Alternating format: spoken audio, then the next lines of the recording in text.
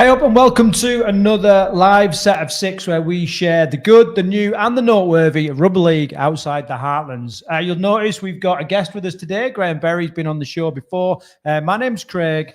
My name's Carl, and on this week's set of six, we've got to talk about the opening weekend of Super League, which we had huge crowds, a huge amount of red and yellow cards, lots of talking points, including George Williams being folded like a deck chair.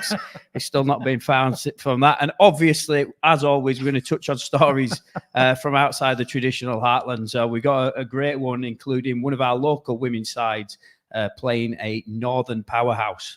So a ton of stuff to talk about this week. So make sure that you stay with us all the way to the end. As always, we'll have I think we're going to call it the Williams Weekly, the little discussion at the end, which was a term coined by Graham. So stick with us. We're going to be talking about how to engage aged players or retired players and all that, and whether it's a good idea to try and keep hold of those players.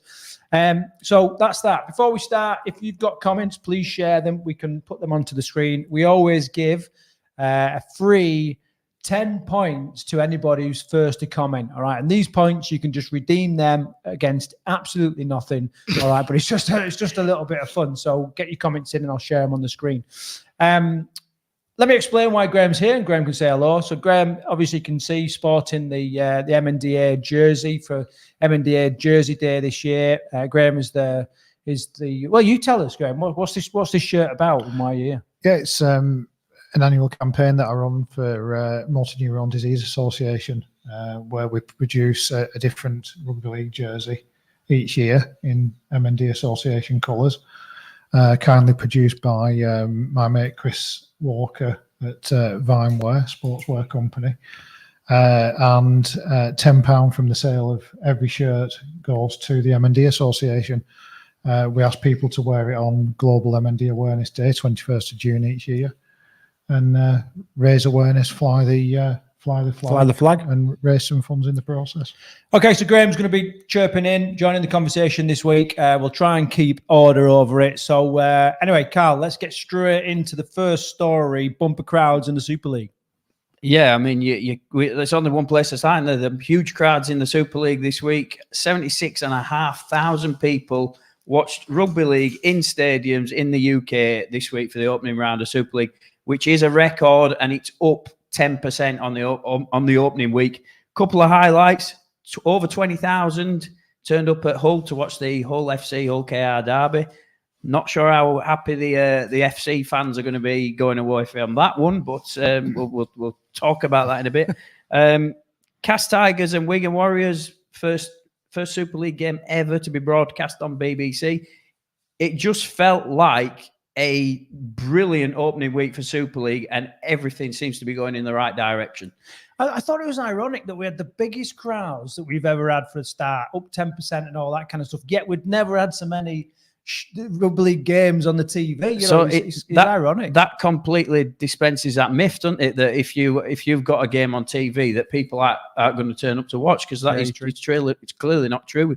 If you create such an event that people want to be part of it, it doesn't matter whether it's on TV or not. Yeah, I think one of the things, like, talking about all the games on the telly, I've done it for you too. Did you watch every game?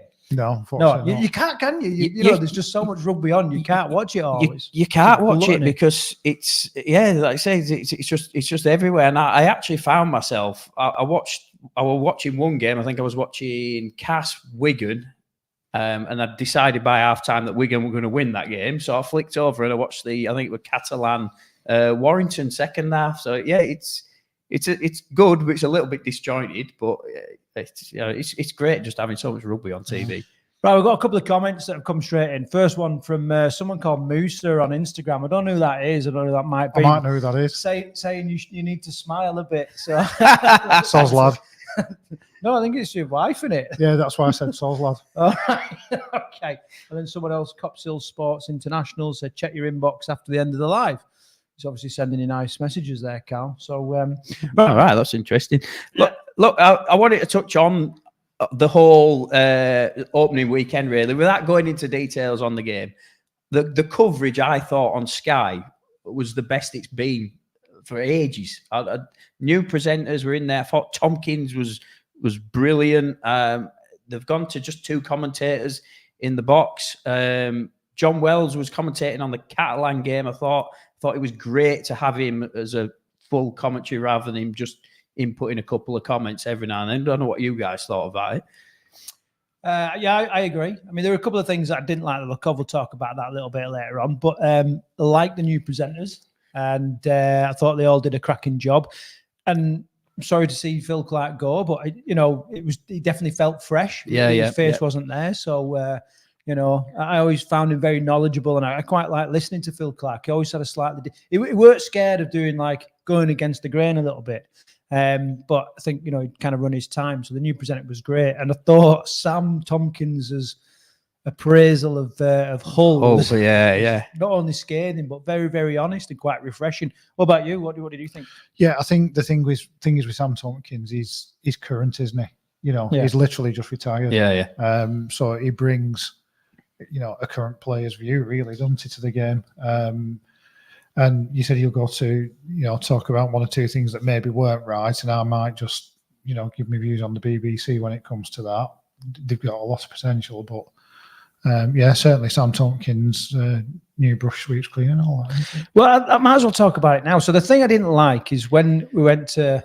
Can I guess what you're going to say? Yeah, go on. The bunker, video referee, and there were about 20 screens on screen. I felt like I had freaking epilepsy all of a sudden with all these. I was like, what the fuck's going on here? It was like when the Millennium Falcon jumps to light speed. You know what I mean? I was like, what the hell is going on here? There's so many different videos and what have you going on. And it was just chaos, and it just spoilt it, I think. I think that's just a little thing that'll probably iron out, though, don't you? I don't think they'll stick with it like that forever. Well, they'll certainly get plenty of practice. More on that.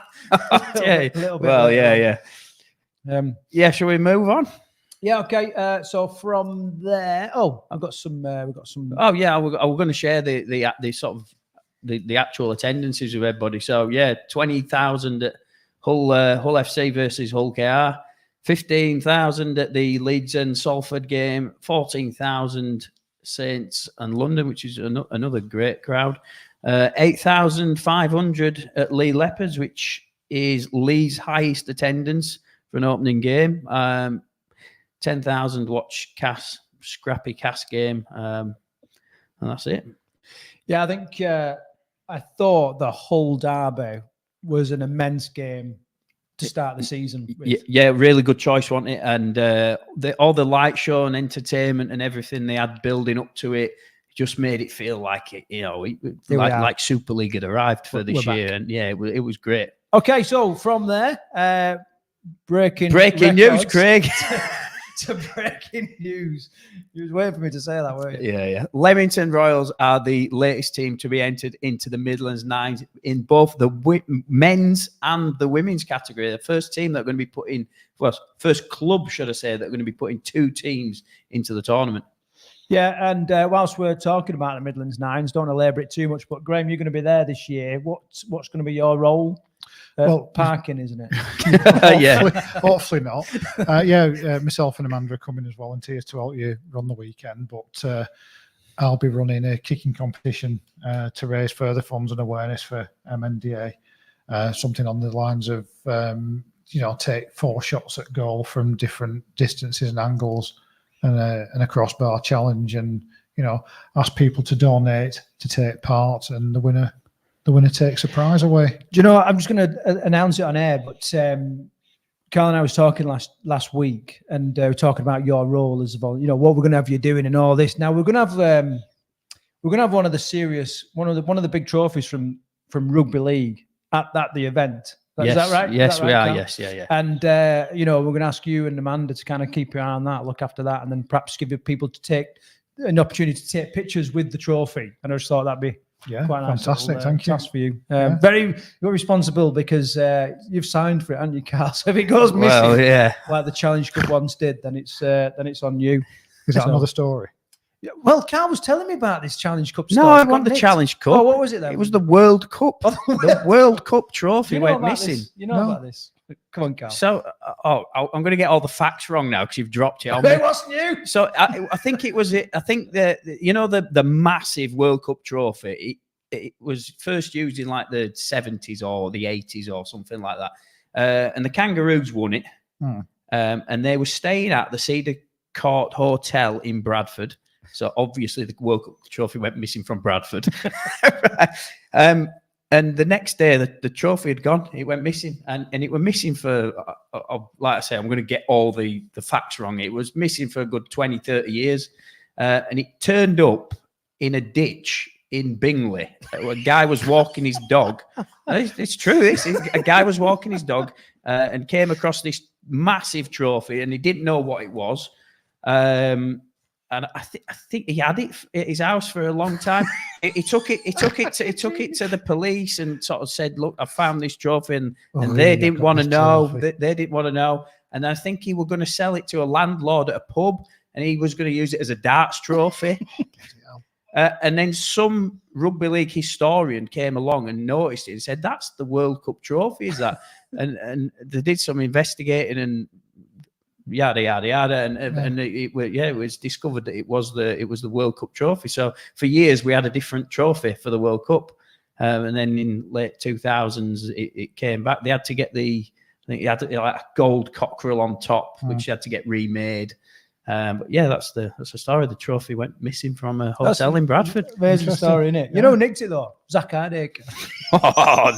Well, everything else seems to be his fault, doesn't it? The guy doesn't need any more bad press. Do you know what? Can I just chirp in on that? I keep saying somebody needs to help him. That's what he needs. Yeah, you could say he's the master of his own destiny, and he's been a fool to himself time and time again. I just hope he's getting some support and somebody's going. Well, what's going wrong here? Lee Leopard's put a statement out this week, and it didn't really say that they were giving him any help or to move on or anything. They just kind of made this blasé statement that basically we're not going to make any further comment on what Zach Hardacre has been up to. They didn't even condemn it. No, but I think that in itself is giving him a bit of support. You know what I mean? Instead of making a big thing in the news, they were sort of say, yeah, we're aware of it. We know it's happened.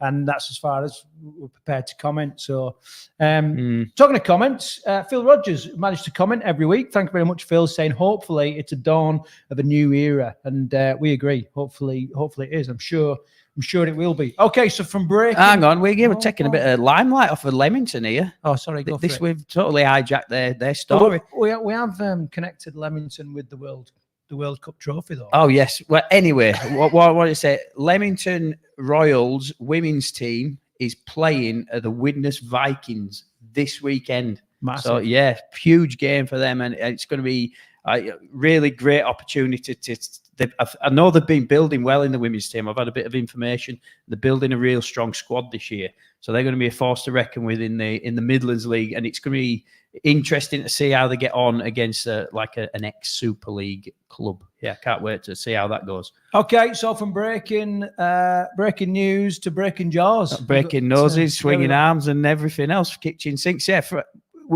we cannot go away from this week's show without talking about just the huge number of red and yellow cards, and especially in the Hull FC game where Franklin Pele just saw red and he just lost his shit, didn't he? Along with his other counterparts from in the Hull FC pack. Yeah, he did. It was absolute stinker. And I think this is what a lot of people have said. These rules and all that. This is all fine, having all these rules and looking after players, but it doesn't stop those stupid moments where players see red mist. I don't know what he was thinking, because it was a shocking swinging arm. If you haven't seen it, Google it. Have a look on YouTube at the clip or whatever, because it's just. Well, there's been a lot of comments, sort of people arguing, saying, "Oh, well, that would never have been a red card, and that shouldn't have been a yellow card." It doesn't matter what era of rugby league that we're in. Yeah. That's always been a red card. A swinging arm has always been a red card. And he swung it from. He took it right back. Yeah, he took it right back, and he connected. He saw it from Skegness, and he's not got small arms either, has he? Yeah, weird. There was a couple of weird ones. I thought Mark Parcell was completely out of character. I don't know what he was thinking there, just with his shithousery on floor there, weren't they? Yeah, but I mean, Franklin Pele was on debut as well for Hull. So yeah, look, talking about Hull, we might as well touch on it. What did you make of their opening round performance? I thought it was pretty dire, to be honest with you. Well, FC. Yeah. But okay, I were blazing. I thought they were brilliant. Hull FC, I think they were. I think they started better than they did last year. Showed a couple of moments of promise, but I tend to agree with you, Carl. I don't think the coach has got long in that position. I think those red cards have just piled so much pressure. The two massive signings. Two of the signings are going to be banned for next week, if not three of them. I haven't actually seen the disciplinary hearings yet. It's been referred to a disciplinary to the police. Yeah, but it was an error-riddled game anyway, wasn't it? I don't personally think KR were brilliant. I thought Elliot Minchella had a very good game. He took the ball forward. He sort of led from the front, and as I said, Mikey Lewis had a good game. He finished where he started this season. How he finished last season. I thought he was on fire. I thought he had a really good game, and I really liked the little touch of class at the end of the game where he gave his medal to the Hull FC fan. I thought absolutely that beautiful. was probably the moment of the weekend. Yeah, beautiful moment, and what our game's all about. Yeah. Okay. Anything more to add on that, Carl? Well, the other one we can't sort of the old Wigan yellow card for Mr. Smith. Yeah. Not guilty. What did you make of that? It's almost like there's a big game coming up this weekend. Yeah, they don't want him to miss it. Yeah, I don't know if you noticed. Yeah. No, I agree. I mean, it seems suspicious that. Not suspicious, but I kind of get it. Look, I put my cards on the table. I want him to play in the World Club Challenge. Yeah. Simple as that. When we went to that Tonga Test series last year, and we sat in the press conference with Harry Smith, he forged two new fans there with what he said and how he conducted himself, plus how he got on in the game. He was undoubtedly man of the series, and so huge fans. And I want him to be playing in the game. However, if you break the rules, you break the rules. Pick someone up and drop them on the red. The mitigating circumstance, I've never heard this from the RFL disciplinary panel, was the player in question with the ball went down head first. Yeah, went down head first. I've never heard that in my life. Yeah. I think if you're going to get dropped on your head, you're always going to tuck your neck in, aren't you? Sort of. Yeah, and it's a difficult one for me as well as a Wigan fan, because obviously I want him to play, so I didn't want him banned. And then it raises the question, should what he does in Super League impact on the World Club Challenge, or should it be a disciplinary matter just for Super League? Yeah, that's a... But you can't really take away from the fact that he tip-tackled somebody who landed on his head. Yeah, and the video referee apparently said it should have been a red card. Apparently recommended red. Yeah, and the referee on the pitch changed it to yellow. And then the disciplinary panel said, no, you're all wrong. You're not wrong with it. Yeah, but I think the World Club Challenge would take on a completely different context if it wasn't for Smith playing, and likewise for Nathan Cleary to be his opposite number. And I can see man of the match being one of those two guys on Saturday. Yeah. Strong shout. You got more to say? Yeah, I wanted to. I don't want to be slagging officials off because that's not what I'm doing. But what did you think of? Obviously, this is the first time this year we've got the new head height tackles.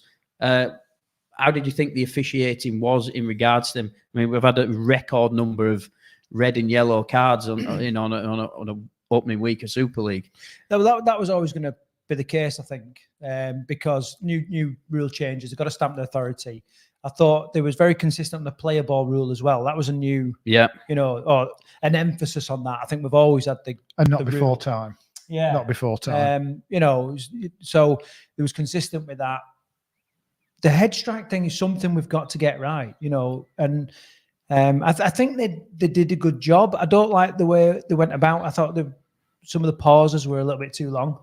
Yeah, that were a little bit too rugby union for me. That was. It was, but I think what we've got to remember, it was like you just said, it was round one. It was the first time that some of these rules have come into play about the new head-eye tackle rules, and the pauses brought about some consistency, because I think from watching some of the games on telly, it was pretty consistent across the board, and I think they took time in most cases to analyse what had actually happened before making a decision and not making any rush decisions. Yeah. The Castleford one with the Watts shoulder charge was I wasn't a big fan of the statement they put out. sort of rubbishing what had happened. But if you watch that back, I know if you saw that one, it's clearly a shoulder to the head. It is. It is, and that's always been a red. Yeah, a shoulder charge has been a red for a good few seasons, regardless of whether it was head high or not. A shoulder charge has been outlawed anyway. Yeah, so whether that and was it was high 2024 or any other year, that it was always going to be a red. You know, there was one little thing that I saw creep in a little bit, and I didn't like. There was a little bit of play acting, I thought, crept in with some of the teams. Yeah, they were. Yeah, and players staying down. Yeah, they knew then it'd get looked at, and then I saw it with Brodie Croft right at the start when was it Briley got sin-binned, didn't he? I don't like to see that, and I hope that doesn't creep into the game anymore. I think players could be fools unto themselves, though, couldn't they, if they start that game, because they're going to start bringing about HIAs for themselves. Yeah, if they start playing that. Well, there was who was it that Atkin got he got a green card, didn't he? So they booted him up. You know what I mean? So fair play to the refs there. All right, great. So going from the RFL potentially making themselves a load of money with the fines to some other clubs needing a bit of money. So this is the East of England rugby competition, the amateur community competition. He's looking for sponsorship, and now I've not seen this happen before, so it sort of took me by surprise a little, because I don't know. Obviously, the community games are run by the RFL, but clearly somebody's taken this on board to raise money for that individual competition. So I thought it was great to see, and if anybody wants to get involved with sponsoring the East of England rugby, it's a great opportunity, I think. So just to be clear, then, they're looking for sponsorship of the league. Of the league, I believe that is what I believe. Yes, so I'll give you a bit of a run through of the teams taking part in the East Rugby competition. So you got Anglian Vipers, Bedford Tigers, Brentwood Eels, North Hearts Crusaders, and Thurrock RFC in the women's competition, and then you've got a men's premiership. Again, Anglian Vipers, Bedford Tigers, Canvey Knights, Hemel Stags, previous League One club, and St Albans Centurions. So, if you sponsor that league, you're putting your business out to all of those teams. It's a really great opportunity. And I think it's important for that league as well. If they can get a good financial sponsor on board, it's a development area, obviously. Yeah. You're talking home counties where rugby league at the moment isn't big. And these are the kind of leagues we need to be sustaining and developing, aren't they? So good financial backing would certainly help them with that. Yeah, it might go towards decent trophies at the end of the year, or maybe live streaming a couple of games, or thought it really stood out to me. That great idea. Yeah. Well, whilst we're on the subject of sponsorship, I thought every time I turn on my bloody social media, and all right, it's a little bit biased for us because we do this show and everything's rugby league on our social media stuff. But I thought it'd be a good idea just to chat about some stuff that's worked for you. Carl, you've done a lot of sponsorship, a lot of fundraising in the past. So have you, Graham. I wonder what tips you've got that you can share with clubs, because everyone's scrambling to bring in a bit of money and a bit of sponsorship. And I wonder what you've seen in the past or done in the past that's worked. Do you know, for me, consistency is one of the big things. If you're running a social media account, you need to be visible all the time, and in the case of just going we're available for sponsorship, posting it out once and then leaving it alone. I think with any of the social media accounts that I've done, you've got to make sure you've got a story going every single day. You've got to constantly building the momentum, so that if any potential sponsors are out there, they can see that influx of work that's just going on all the time. I mean, you've got a marketing background, Craig. What your sort of thoughts on it are? Yeah, well, I think the key to any kind of marketing thing is anybody is just thinking what's in it for them. You know what I mean? Any customer anywhere, they're just thinking, what is it for me?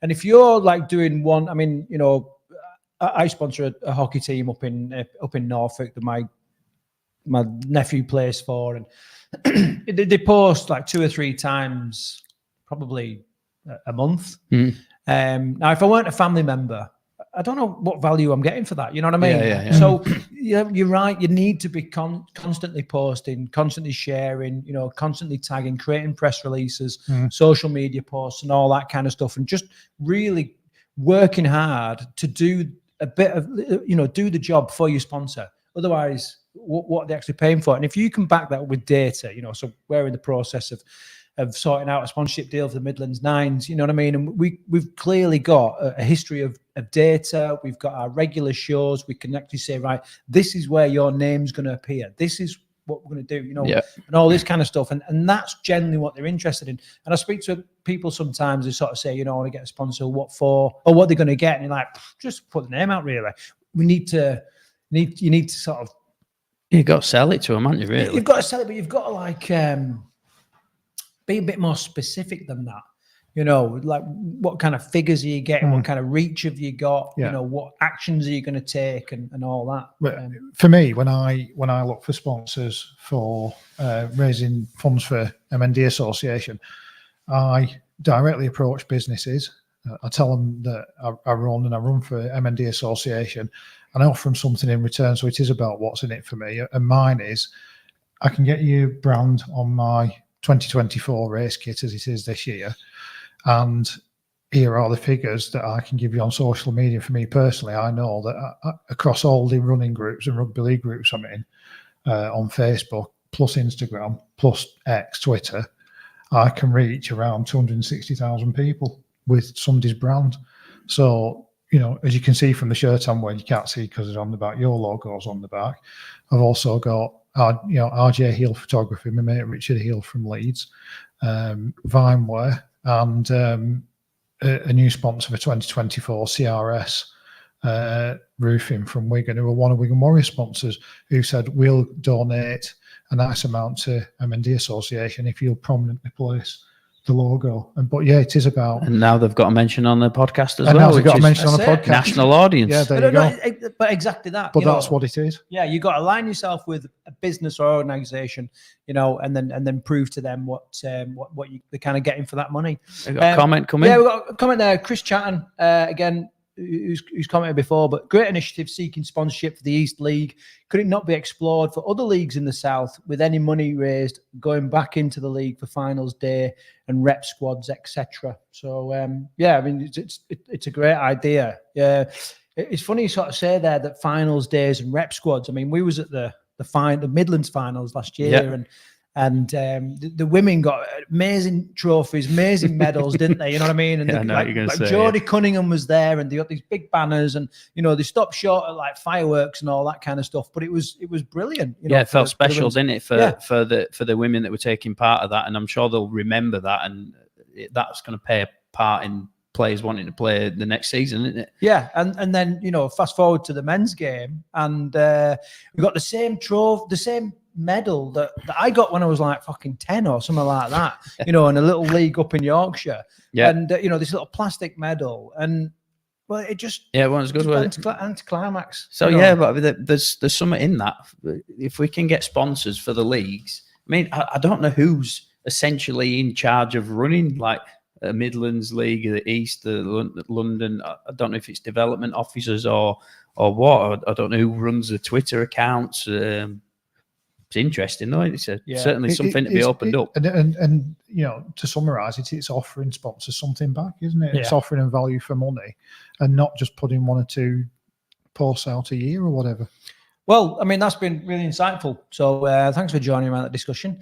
So from one challenge to raising money, raising sponsorship, to potentially the biggest challenge in rugby league, and that is the World Club Challenge. You're getting good at these seamless links, Greg. Yeah, World Club Challenge this week. There's not much to say about this. I just thought we'd discuss it. Obviously, Graham, you was here supporting St. Helens this time last year. Debatable. You're now back, obviously a Wigan fan. Look, I bet you can't wait for this fixture, can you? Absolutely not. I've been to a few of these now. All right, big time. No, they're unmissable games. I'm proud to say that I was at the very first game back in the 1980s at Central Park in Wigan.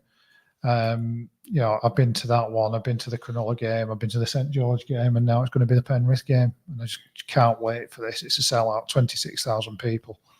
So is it Wigan versus Penrith, or is it England versus Australia? Well, for me, it's Wigan versus Penrith, isn't it? And that's the moral dilemma. I keep referring to this, don't I? But Super League fans, some will say it's Super League versus the NRL. You know, Yeah, you're right. some people from certain clubs will say, no, it's Wigan versus Penrith, so they'll probably get behind Penrith. But Craig, spotted Wigan? Oh yeah, of course, 100%. I was talking to Graham before we started recording this live, and I was sort of saying, I truly believe Wigan this year have got the best squad we've probably had in Super League for 20 years. It's just a phenomenal, strong squad, real strong. You just can't see people getting like strength all around the pitch. Really well disciplined, really well run. It's somehow, covered in Vaseline because they're untouchable by the RFL as well. By all accounts. But no, I really want them to. I really want them to do well against Penrith. It is going to be an absolute belter. It's Super League versus the NRL, isn't it? And as we've already discussed, Super League is the current world champions, and the NRL are trying to catch up. and I think it's you can hang your hat on whatever peg, can't you? Because Penrith are going around saying we're undisputed champions. Well, are you though? If Saints beat you last year, lost to St Helens, it's like playing a Challenge Cup final or a Super League Grand Final, and then still insisting you're undisputed champions when you've lost. Yeah. Okay, another comment here. Galaxy Gaming, not sure who that is. Midlands Junior League just secured a sponsor for 2024, which will go a long way to improving the festival experience for clubs and kids. We'll send you more details for next week. Oh, it's Alex. Brilliant. Got his own little gaming chat. Galaxy Gaming. Alex, am I right in thinking it's your birthday? It is. It is his birthday. Happy birthday, Alex. And he reckons he's only 46 today. 46. 46. He's been tickling his head for 10 years. Mampy Smith's 46, never in a million years. No, thanks for your comment, Alex. And great sponsor. Send information so we can share that news next week. So great bit of work there. Whoever's done that. Yeah. Okay, let me bring my old. Right, we've got a little something else to talk about. Here we go. Well, we did it. We've done all our shirt reviews this year, Craig. So there's another one out. Not that they're cashing in or anything. Thoughts on this? Well, you know I'm going to score it. 7. It's traditional Wigan, isn't it? Yeah, it's traditional white, red and white. Red and white. Red and white. Blood red and white. It looks red to me. Yeah. It looks red because it's on Liam Farrell. Everything looks red on Liam Farrell. It is red. First criticism I saw online was, oh look, St Helens red. We're going to copy and Saints. But if you go back through Wigan's kits, it's only over fairly recent years they've made it a true cherry and white. I mean that to me is very much like the kit of the 1980s, the JJB Sports or the Norway Electric kit. It's based on that. Which one's it based on? It's actually based on the 1991 kit when they played Penrith. Last time they played Penrith, I thought it was. Yeah. Look, I'm going to rate it. It's not for me. It's just a traditional rugby league shirt. I'll give it a 6. 6 out of 10. Well, I'm not going to give it a 7, but I'm not going to give it. I'm going to give it a 6 as well. What about you? It's up there for me. I had to buy it straight away. I'd already bought the home and away for this year. Not bought the third kit. I bet it looked great in that bubblegum kit. The pale blue. It's lovely, mate. It matches me blue, green, grey. I told Craig I'd be one of the biggest selling shirts this year. You did, but this one, I jumped on this one straight away. If I had to put a number on it, I'd probably give it an 8 or a 9. One of the biggest criticisms of Wigan's kit this year has been the big sponsor, Greenmount Project, logo on the front. And that's why my wife Amanda walked by it. She doesn't like that logo, but that is the value of sponsorship. Can't change. They've probably put a lot of money in for a partnership, and they've got a big logo on the front. It's not the worst, is it? There's a couple of shirts that have been let down by sponsorship. If you've not checked out our shirt review, by the way, go and have a look at that. The one you didn't invite me to. Yeah, even though I've been rugby league shirt mad since I was a kid, and could have gone into some. Yeah, but you obviously don't know what you're on about, do you? Because you've just given that obviously 8, a good 8. Just give that 8. That's a beauty.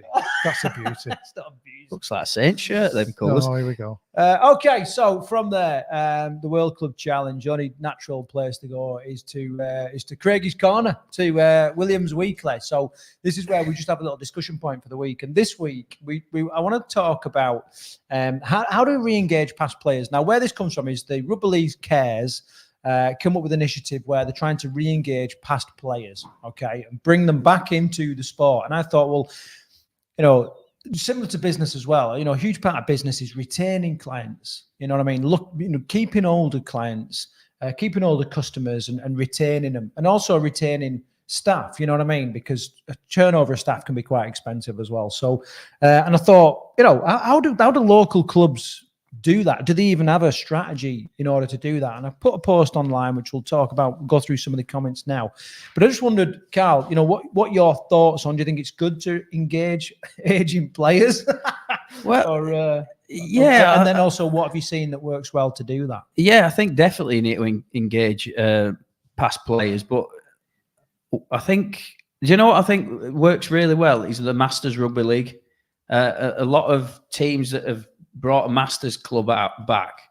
You find a lot of past players re-emerge out of nowhere, and that's because they still want to put the boots on and have a bit of a game and engage with their old teammates and things like that. But once you get them back into the club, there may be other things that they can do then, and other skill sets that people have. So yeah, for me, Masters is a big one. It's something I've not really thought about before, but because I've seen it in action now over last year, I think that's a real important one. Well, there were a couple of I had a few comments. Some people still playing. A friend of a woman I went to school with, 47, and she's still playing. You know what I mean? Yeah. So there are aged players are still out there playing. So which is great to see. And then I've had a couple of messages of people sort of saying, look, I kind of shy away from the socials and all that kind of stuff. However, if there was like a vets game or a masters game or a touch competition, and a few people have mentioned sort of touch competitions there to bring players back, then they'd definitely be interested. So I just wondered, are local clubs putting these on? Is it part of their strategy? Graham, any ideas on this or any take on it? I mean, we can all vouch for the fact that touch is fantastic, isn't it? Yeah. I moved down to the Midlands 7 or 8 years ago and just happened to Google rugby league in this area and found Telford Raiders playing touch. So straight away, not having played for a good few years, my boots were back on and I was playing touch, and suddenly I'm back in the fold. And I think it is important to keep ex-players engaged because they bring knowledge. Yeah. They bring knowledge and skills that can be taught and talked about, and even history. History is important, isn't it? If you look back at some of the coaches and staff at professional teams, a lot of them like to keep their inspirational players from the past engaged, and I think they're creating links to their own history then as well, and keeping it alive, which is important. Yeah. Well, the comments you've had then, Craig, what else is coming? Yeah, but a few different comments from different people. Tim Jones, friend of mine, played at Huddersfield with him. He's now gone into coaching. Did you play at Huddersfield? Yeah, Huddersfield Academy. Never mentioned it. No. There's a long list of teams, mate. So anyway, moving on from that. So he coaches in the 19s for Norway. Norway. So, he was sort of saying, totally depends on the player, their experience, the position, all that kind of stuff. But when I think about, Tim, like he is an absolute diehard rugby league fan. We love rugby league, but this guy, you cut him in half and he would just say rugby league. He just eats, sleeps, breathes, shits it. His kids must be just fed up with fucking rugby league because every day he's got them out. He's coaching them, you know what I mean? He's training them. They love rugby league. But, he's absolutely diehard. So, I constantly think about like that transition to coaching. It's not for everybody though, is it? But it is a good way to. No, it's like I love my rugby. I always have done, and I've always loved playing. But coaching for me, like people have always said to me, "Oh, why don't you coach?" But I don't know. I've just never had that interest in getting involved in it. But then because I've done graphic design, I've found a new way to support and help a club. So yeah. Yeah, I never really bothered with coaching because I'd hate for someone to have to do a DBS on me. Anyway, Jesus Christ. Anyway, not for fucking kids or all that.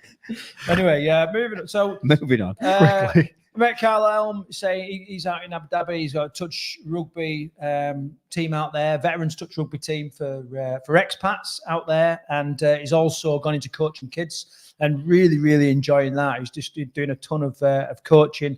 And we had a comment from Junaid Malik as well, who I played with many years ago, and him and Ikram Buck actually invited us to their weekly curry night, Carl. So we'll have to go and Ikram Butt is my one of my old coaches when I were at Bradford. Ikram Butt is one of my first coaches. Yeah. So we'll where's this curry night? In Halifax. He wrote a really good book, didn't he, as well? His autobiography about being one of the first British Asian rugby league players, called No Ifs, No Buts. It's a really good read. Oh, all right. Great title. Our friend Lewis Collins as well saying, talking about touch rugby and Shrewsbury Lions. Touch, we've already mentioned that. And then Adam Bates always got something great to say. We ran a club heritage day where of course he did. This guy is all over. If there's a strategy or something to run in a club, he's cracked it. Like, we ran a club heritage day where we encouraged ex-players from past local teams to bring along all bits of memorabilia, kits, newspaper cuttings, photos, etc. From that event, we attracted new players and coaches to the club. Some who have been with us now for 10 years. If you can align, a bit of a strategy, that's, if that, for example, imagine if you did a heritage day like that, you got people in, it's the opportunity to find sponsorships, volunteers, maybe people that have moved on. And then I think clubs should do that. Sorry, I didn't mean it. I think clubs should do that every year, actually. Thinking about it, we should dedicate one round of every season to the heritage of your club, whether it's professional or community. Yeah. That'd be a real good idea, wouldn't it? Yeah. For one game of the week, you invite all the past players back. You can even wear an old kit or something like that. Yeah. I mean, you see, don't you, sometimes these days, you see professional players doing a training session where they're wearing the junior shirts. Yeah.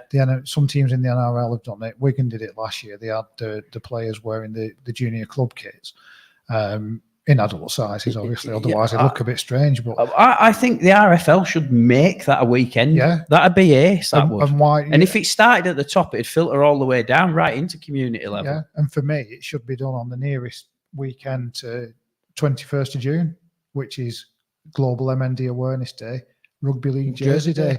And why not? No, but seriously, perfect. Why not tie it into a charity and a cause that is now synonymous with rugby league? What a fantastic idea.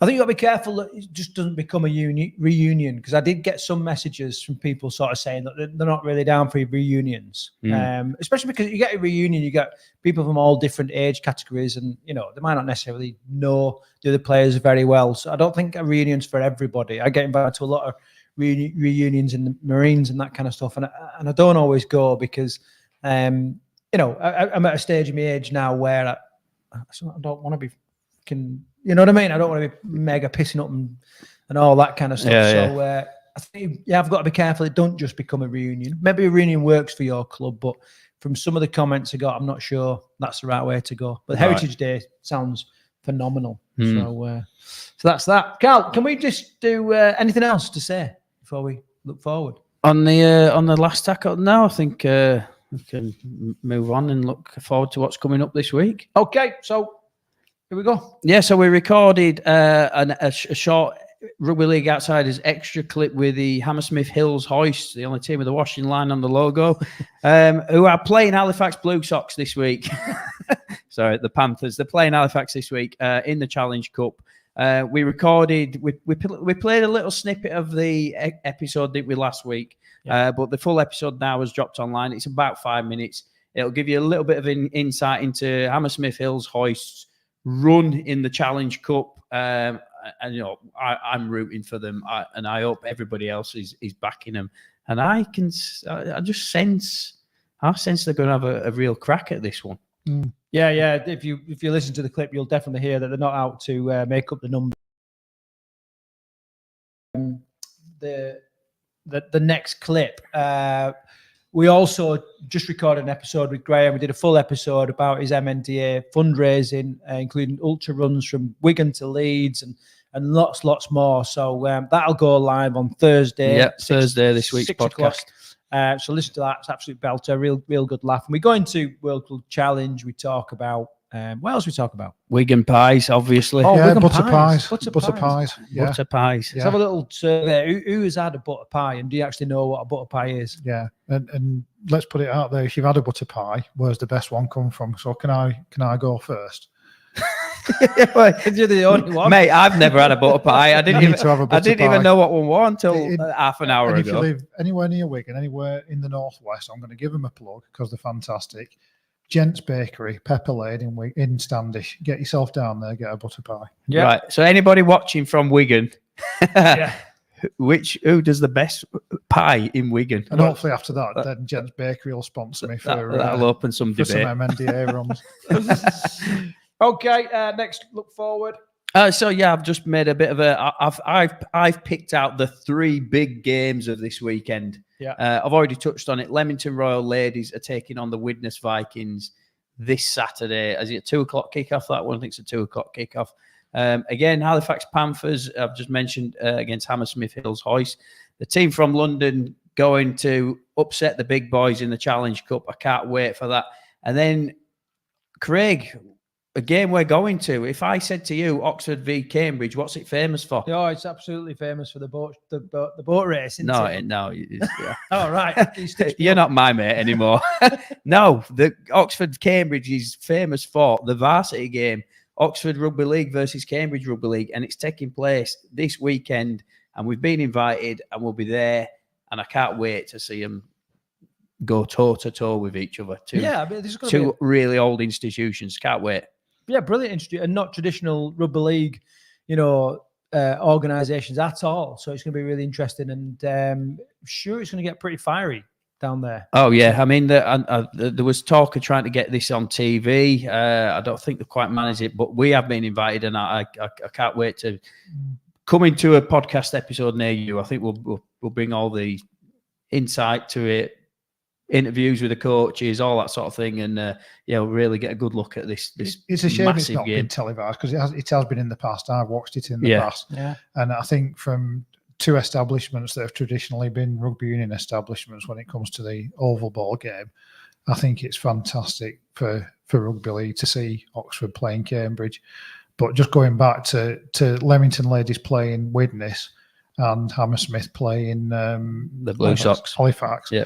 How fantastic would it be to see a Leamington win and a Hammersmith win from 2 areas of the country, from the Midlands and from London, turning over teams from the traditional heartlands? Well, you never know. Watch this space. We'll give you all the updates next week. Okay, so that brings the our weekly live to an end. Remember our episode going out on Thursday. Thanks to all those people that have commented. And Wednesday, you forgot Wednesday. What's that? Oh, predictions on Wednesday. We're going to be doing our predictions, and that's going to go out on a Wednesday. Back for 2024 because we were so good at it last year. It was shocking. Okay, so until next week, take care.